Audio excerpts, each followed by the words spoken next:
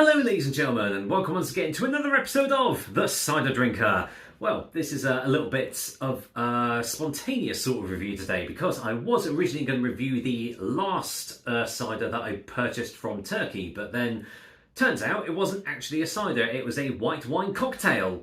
Who'd have thought? I mean, it was with the rest of the ciders, so what was I to know? I don't speak Turkish. I can't translate it anyway. So I decided to go ahead and do the second of the two ciders that Owen from WG Orchards sent over to me very kindly. So, I mean, it's the same label as the last one, so a very traditional label, but this one is their Bon Yarli, which he sent over a little bit of a description for both of them. And this is a blend of Yarlington Mill, which is one of my favourite cider apple varieties out there, and Strawberry Norman.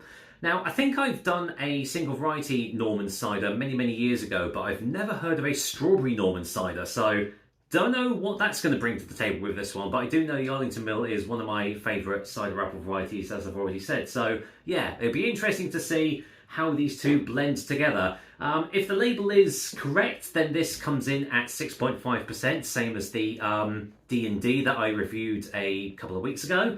So, yeah. There you go. So, yeah, these guys are based in Washbrook in Somerset. They're a very small company. They've only been going for about 4 years or so. But they're experimenting with all different blends of apples and everything. They've got their own orchard on site, which they've inherited when they took up the place. So, you know, things are looking bright. And as I said in the previous review, they've got a little Airbnb on site. So, definitely going to make the most of that next year, I reckon. So, yeah. Don't have any more information, so yeah, I'm just going to let the cider do the talking. But if it's anything like the last one, it should be good.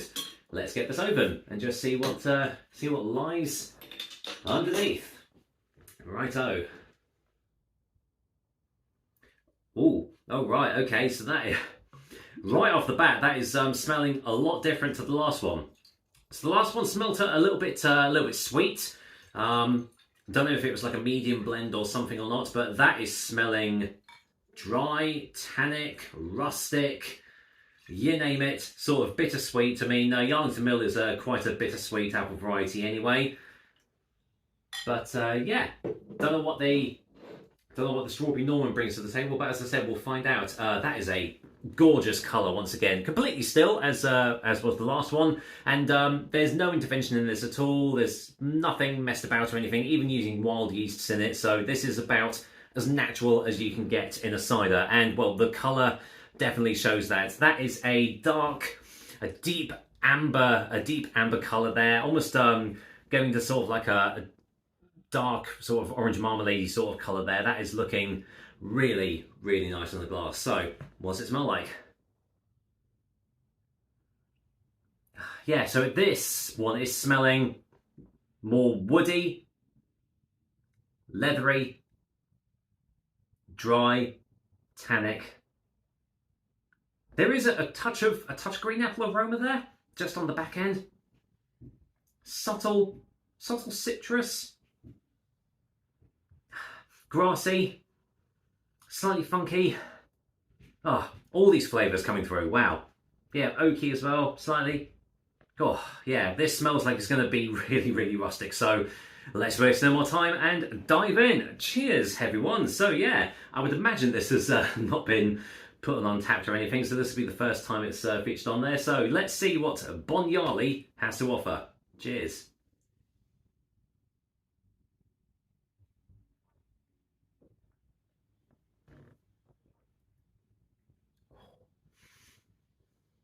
Oh yeah, dry, much drier than the last one, but nice. Still got a nice touch of sweetness on the initial taste there, but sort of getting lovely caramelly flavours coming through here.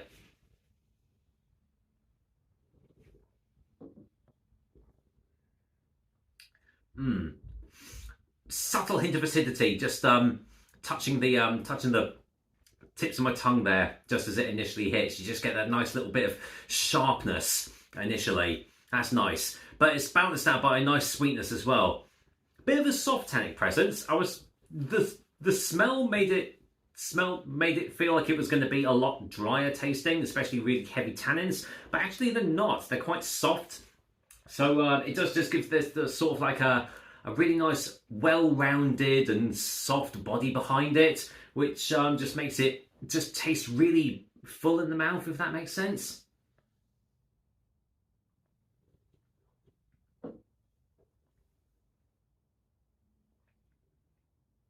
Now this one is a bit lighter bodied than the D&D, but does make it a little bit easier to drink.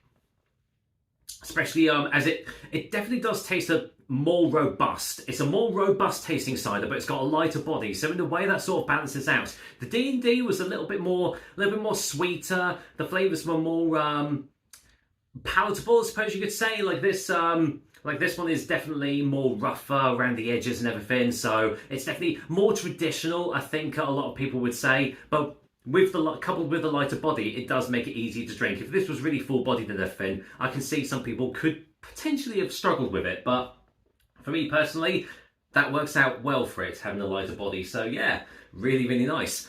Let's go and get final taste before final verdict while I whack my hand on the table.